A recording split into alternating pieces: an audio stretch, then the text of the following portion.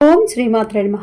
ముఖపంచతిలో స్తుతి శతకంలో 38వ శ్లోకాన్ని భావాన్ని చెప్పుకుందాం. మనసి జయస పారంపర్యం మరందజురీ శ్రువాం కవికులగిరాం కందం కంపానది తటమండనం మధురలలితం మత్కం చక్షుర్మనీషి మనోహరం పురవిజయన సర్వస్వం తుత్పస్కుర్వతే సదా. మన్మధుడి కీర్తి పరంపరను లాంటిది. మకరందం అనే నదిని ప్రవహింపజేసేది. కవుల వాక్యకి అనగా కవిత్వానికి జన్మస్థానమైంది. పండితుల మనసుల్ని హరించేది.